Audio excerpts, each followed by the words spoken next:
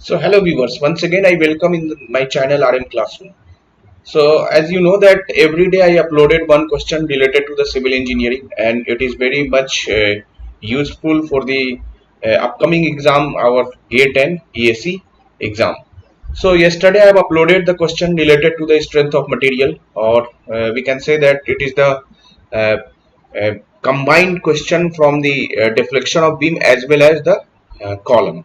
So the question was, a beam is fixed at both ends and is loaded transversely by a uniformly load of 32 kN. It is found that the deflection at the center is 1 by 325 of span. Now if the transverse load is removed and the beam is loaded axially, what is the safe axial load for the condition such that it fails by buckling only? Take factor of safety is equal to 4 and Young's modulus of elasticity is equal to 200 gigapascal, and your options are 4279.52 kilonewton, 1069.88 kilonewton, 267.47 kilonewton and 200 kilonewton. So my dear student, सबसे पहले तो ये question जो है, शुरू में जो question था वो लग रहा था कि स्लोप एंड डिफ्लेक्शन से है, और फिर क्वेश्चन को क्या किया गया, सिर्फ लोडिंग को, ट्रांसवर्स लोड को एक्सियल लोड में जब हमने कन्वर्ट कर दिया, then it is converted to the column. पहले ये हमारा बीम था and then now it will act as a column. तो सबसे पहले जब बीम हमारा था, फिक्स्ड बीम है, ए फिक्स्ड बीम, तो हमने एक फिक्स्ड बीम बना दिया. Let us say this is our fixed beam, और इस फिक्स्ड बीम की जो लेंथ है उसको हमने मान लिया कि लेट अस से it is L, and uniformly load हमने लगा दिया है, late us say this is W. तो क्वेश्चन में जो आपको दिया हुआ है W इंटू एल की वैल्यू जो है वो कितना है, क्वेश्चन में जो दिया हुआ है आपको W into L is equal to 32 kilo newton, 32 kilo newton my dear student. So यहां पे बोल रहा है कि जो डिफ्लेक्शन जो होगा, जो सेंटर पे डिफ्लेक्शन होगी वो कैसी होगी. तो इसका अगर डिफ्लेक्टेड शेप बनाया जाए तो कुछ इस तरह का डिफ्लेक्शन जो होगा आपका सेंटर पे, ये सेंटर पे डिफ्लेक्शन दिया हुआ है माय डियर स्टूडेंट, ये डेल्टा जो है वो दिया हुआ है, वो कितना है. सो डिफ्लेक्शन एट द सेंटर, इस बीम का अगर नाम दे दें तो लेटर से इसका हमने नाम दे दिया, this is A, this is B and this is C. जहां पे सेंटर है वहां पे आपका डिफ्लेक्शन जो है वो डेल्टा है. सो डेल्टा सी की वैल्यू दी हुई है, delta C is equal to जो दिया हुआ है कितना है, 1/325 of span. So L by हम लोग लिख सकते हैं 325. अब हम लोग ये भी जानते हैं, वी नो दैट, कि अगर हमारा यूनिफॉर्मली फिक्स्ड बीम है और अगर deflection uniformly distributed load W है, तो वहां पर डिफ्लेक्शन की वैल्यू कितनी होता है. So due to uniformly distributed load, due to uniformly distributed load W kilo newton पर मीटर, हमारा डिफ्लेक्शन जो होता है वो कितना होता है, 1/5 ऑफ जो डिफ्लेक्शन सिंपली सपोर्टेड बीम में यूनिफॉर्मली डिस्ट्रीब्यूटेड लोड के लिए होता है. तो सिंपली सपोर्टेड बीम में यूनिफॉर्मली डिस्ट्रीब्यूटेड लोड है तो वो कितना होता है, 5/384 इंटू डब्ल्यू एल 4/EI, यही तो होता है ना. सो यहां से डिफ्लेक्शन जो आ जाएगा 5 कैंसिल, सो 1/384 डब्ल्यू एल 4/EI. और यही मैक्सिमम डिफ्लेक्शन जो है सेंटर पे वो दिया हुआ है, कितना है, L/325, that is equal to 1/384 into W L हम लोग लिख सकते हैं WL into L Q divided by EI. So यहां से क्या लिख सकते हैं, LL जो आपका हो जाएगा, यहां से WL की वैल्यू को रख दो, तो यहां से 1/325 is equal to 1/384 into WL की वैल्यू जो दी हुई है 32 into L square by EI. So यहां से एल स्क्वायर बाई EI की वैल्यू को हम लोग निकाल सकते हैं. एल स्क्वायर बाई EI की वैल्यू कितनी हो जाएगी my dear student. So L square by EI की वैल्यू जो हो जाएगी 384 डिवाइडेड बाई 325 इंटू 32. सो ये वैल्यू जो आ गई वो इसकी वैल्यू को देखा जाए तो स्टैंडर्ड फॉर्म में 12/325. So L square by EI की वैल्यू जो आ गई, L square by EI that is equal to कितना हो गया, 12/325. अब क्या बोला जा रहा है कि ये लोड जो है वो एक्सियली लगने लगा है. एक्सियली जैसे लोड लगेगा then it will behave as a column. तो हमारा कॉलम कुछ इस तरह का हो गया जब एक्सियली लोड लगा, when load is acted as axially जब एक्सियली लगा तो कॉलम जो है कुछ इस तरह का हो गया है, वो कॉलम के फॉर्म में हमें दिखेगा। सो कुछ इस तरह, और ये आपका लोड लग रहा है, ये आपका लोड लग रहा है इस तरह। सो यहाँ पे आपका क्या हो जाएगा कि जो है आपका ये हमें बकलिंग लोड यहाँ पे निकालना है कि what is the value of buckling load. So buckling load हमें मालूम है क्या होता है, buckling load according to Euler's theorem. So buckling load जो हो जाएगा, buckling load that is equal to, इसके नाम हम दे देते पीसीआर इज इक्वल टू क्या हो जाएगा, पाई square E I by L effective का होल स्क्वायर। और जब हमारा मालूम है कि कॉलम में आपका चार कंडीशन है कि when one end is fixed other end is free then what is the effective length 12, when one end is fixed other end is hinged then effective length L by root 2, when both end are fixed then effective length is equal to, जैसे ये both and fix है तो यहाँ पे effective length जो होगा L effective जो होगा वो कितनी हो जाएगी, L by 2 के बराबर हो जाएगी। तो यहाँ से बकलिंग लोड क्या लिखा जा सकता है, PCR is equal to pi square E I by L by 2 का होल स्क्वायर। तो यहां से हम लोग क्या लिख सकते हैं, 4 pi square E I by L square. अब यहाँ पे हम लोग क्या लिख सकते हैं, हमारे पास वैल्यू जो है वो क्या है, हमारे पास वैल्यू है L square by E I की वैल्यू है L square by E I. तो हम लोग यहाँ पे क्या लिख सकते हैं, PCR is equal to 4 pi square into 1 by L square by E I भी तो लिख सकते हैं ना इसको। तो क्या हो जाएगा यहाँ से 4 pi square into 1 divided by L square by E I की वैल्यू कितनी है, 12 बाई 325। सो 12 डिवाइडेड बाई 325, तो 325 ऊपर चला गया। तो यहाँ से बकलिंग लोड जो आपका आ गया PCR is equal to 4 pi square 4 into 325 into pi का स्क्वायर डिवाइडेड बाई 12। सो ये वैल्यू जो आ गई, बकलिंग लोड की वैल्यू जो आ गई 1069.207 किलो न्यूटन, ये आपकी बकलिंग लोड आ गई 1069.207 किलो न्यूटन। सो यहाँ पे आपकी फैक्टर ऑफ सेफ्टी दी हुई है क्वेश्चन में 4। फैक्टर ऑफ सेफ्टी की वैल्यू कितनी है, फैक्टर ऑफ सेफ्टी जो है आपका क्वेश्चन में जो दिया हुआ है वो कितना दिया हुआ है, 4।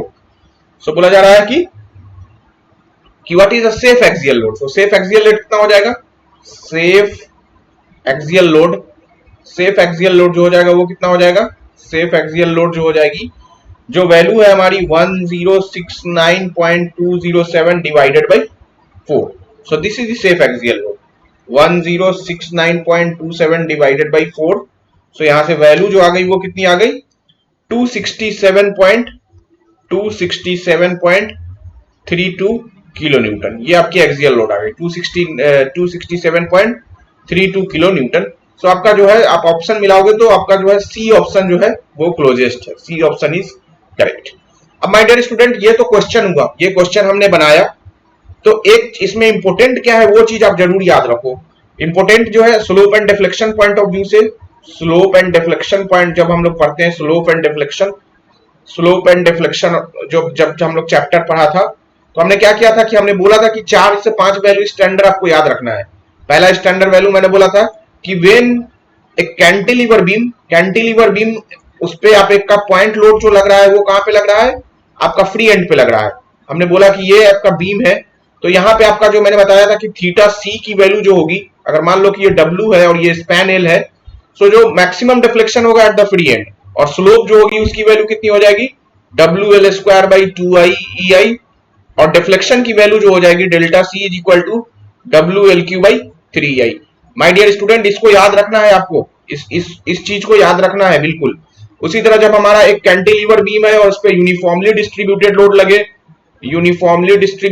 लगे स्मॉल डब्ल्यू और लेंथ जो है एल है, then theta C is equal to क्या हो जाएगा, W L Q by 6ei, और थीटा की वैल्यू जो होगी, यहाँ पे सी नहीं लिखना सही रहेगा, यहाँ पे थीटा की वैल्यू जो होगी वो क्या हो जाएगी, that is equal to W L Q by 6ei, और डिफ्लेक्शन की वैल्यू जो हो जाएगा डब्ल्यू एल 4 बाई 8ei। उसी तरह जब हमारा सिंपली सपोर्टेड बीम रहे, तीसरा जो केस है वो सिंपली सपोर्टेड बीम, अगर सिंपली सपोर्टेड बीम है, लेट अस से कि ये हमारा सिंपली सपोर्टेड बीम है, सिंपली सपोर्टेड बीम में सेंट्रल लोड डब्ल्यू है, तो यहाँ पे क्या हो जाएगा, थीटा की वैल्यू जो हो जाएगी वो कितनी हो जाएगी, वो आपकी जो हो जाएगी, यहाँ पे आपका हो जाएगा W L Q by W L square by 16ei, और यहाँ पे डिफ्लेक्शन की वैल्यू जो हो जाएगी वो कितना WL3/48 EI। उसी तरह फिर आपका चौथा केस जो है कि अगर हमारा सिंपली सपोर्टेड बीम ही हो, सिंपली सपोर्टेड बीम हो और वहां पे UDL लगा हो स्मॉल w, सो थीटा की वैल्यू जो हो जाएगी वो WL3/24 EI, और डिफ्लेक्शन की वैल्यू जो हो जाएगी, मैक्सिमम वैल्यू जो डिफ्लेक्टेड होगा सेंटर पे, वो कितनी हो जाएगी 5/384 WL4/EI। यही केस अभी हमने देखा था। अब पांचवा केस क्या है कि हमारा फिक्स बीम हो। अगर फिक्स बीम हो, फिक्स लेटेस्ट से कि ये फिक्स बीम है, सो फिक्स बीम अगर हमारा रहे और उस पर यूनिफॉर्मली डिस्ट्रीब्यूटेड लोड लगा है, फिक्स बीम है उस पर यूनिफॉर्मली डिस्ट्रीब्यूटेड लोड W है, तो यहाँ पे जो डिफ्लेक्शन होगा मैक्सिमम जो होगा सेंटर पे, वो डिफ्लेक्शन जो होगा 1/5 टाइम्स ऑफ किसके डिफ्लेक्शन के बराबर, तो जो डिफ्लेक्शन सिंपली सपोर्टेड बीम में यूनिफॉर्मली डिस्ट्रीब्यूटेड लोड के लिए आया था उसके बराबर होगा। मतलब कि डेल्टा सी की वैल्यू जो हो जाएगी 1/384 WL4/EI, यहां भी EI होगा, ठीक है। उसी तरह फिर आपको इफेक्टिव लेंथ कॉलम में हमने बताया था कि कॉलम का जो इफेक्टिव लेंथ भी आपको याद रखना है। इफेक्टिव लेंथ, इफेक्टिव, ये सारे चीज आपको डायरी में नोट करना है। इफेक्टिव लेंथ ये क्वेश्चन से का कंसेप्ट जो है वो यूज हुआ है। तो इफेक्टिव लेंथ में मैंने बताया था कि पहला कि when one end is fixed and other end is free, इसको बोलेंगे one end is fixed and other end is free. तो यहां पे जो आपकी इफेक्टिव लेंथ होगी, यहाँ पे इफेक्टिव लेंथ होगा, यहाँ पे इफेक्टिव लेंथ जो होगा वो कितने के बराबर हो जाएगा 2L के बराबर। अगर ये लेंथ L है तो यहाँ इफेक्टिव लेंथ जो होगा वो कितना हो जाएगा माय डियर स्टूडेंट 2L के बराबर। उसके बाद दूसरा कंडीशन मैंने बोला कि दूसरा कंडीशन क्या है, दूसरा कंडीशन की when both end are hinge, दोनों एंड जो है वो हिंज है आपका, दोनों एंड जो है both end of the column is hinge, दोनों एंड जो है वो हिंज है, तो इफेक्टिव लेंथ यहाँ पे जो होगा L effective what ever the length होगा उसी के बराबर हो जाएगा, अगर इफेक्टिव L स्पैन की है। उसी तरह मैंने बोला कि तीसरा जो कंडीशन है कि when one end is fixed and other end is hinged, अगर अदर एंड हिंज है और एक एंड फिक्स है तो यहाँ पे L इफेक्टिव जो होगा वो किसके बराबर हो जाएगा, वो आपका बराबर हो जाएगा L/√2 के बराबर। अगर यहाँ पे लेंथ L है तो इफेक्टिव लेंथ जो हो जाएगी वो किसके बराबर हो जाएगी L/√2 के बराबर हो जाएगी। तो मैंने पहला डिस्कस किया कि when one end is fixed and other end is free. दूसरा हमने डिस्कस किया कि when both end are hinge, यहाँ पे ये वाला जो केस है वो क्या है, बोथ एंड्स आर हिंज्ड। यहाँ पे क्या है, one end fix end other end are hinged.